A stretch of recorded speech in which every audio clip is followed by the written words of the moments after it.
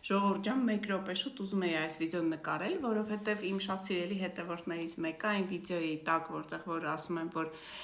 քո հիմիկվա իրական կյանքը դու ես ստեղծել քո մտքերով, քո ինչ-որ ներսից, հա, այդ կինը գրել է, որ հիմա նա իրեն ավելի շատ է ոչնչություն զգում, էլ ոչ մի բան հետ վերադարձնել չի լինի, մի խոսքով շատ տխուր եւ ինձ ցավ պատճառող կոմենտ էր, ոչ թե նրա համար, որ իմ վիդեոյի տակ էր, այլ ես ուղղակի ցանկացած մարդով ցավ ազգում, հավատացեք, ես էլ եմ ցավ ազգում։ Դրա այդ մեկտեղ ես ձեզ շնորհակալ եմ հարգելիս, որ դուք նշեցիք, որ ես երիտասարդների համար մեծ գործ եմ անում, ես ասեմ ոչ միայն երիտասարդների համար է այս ամենը։ Քանի մենք դեռ ապրում ենք, ես չեմ ուզում սենց ընդհանուր բանալնի խոսքեր ասել, բայց քանի մենք դեռ ապրում ենք, Աստված որոշել է, որ մենք այստեղ ապրում ենք, ուրեմն մենք միսիա ունենք ստեղ ապրել, հա,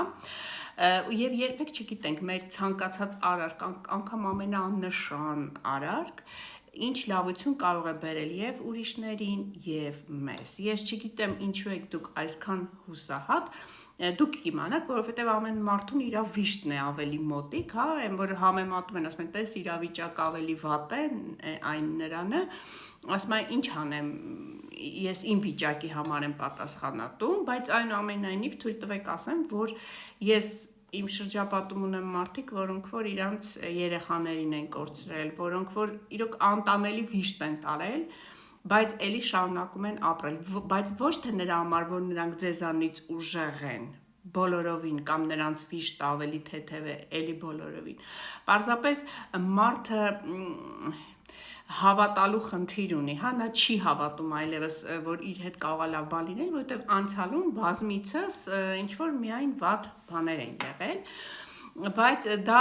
կոչվում է կրկնվող սցենարներ, հոգեբանության մեջ կոչվում է կրկնվող սցենարներ, այսինքն դու ամեն անգամ նույն բանն ես հանդիպում, կլինի դավաճանություն, կլինի ինչ-որ ցավ, այսինքն քո կյանքում նույն սցենարներն են լինում, դա էլ է նրանից, որ ինչ-որ ձեր մեջ պետքա մի բան ֆիլտրվի, ու նորից եմ կրկնում, դա չի նշանակում, որ դուք վատն եք, պարզապես միգուցե դուք ձեզ չեք ճանաչում, ես սենց կարող եմ ձեզ ասել, ցանկացած մարդ ունի անհավանական ռեսուրս, ցանկացած մարդու մեջ կա Աստծո մասնիկ եւ մենք պետք է այն ակտիվացնենք եւ եկեք չմոռանանք հոբին Աստվածաշնչից, որ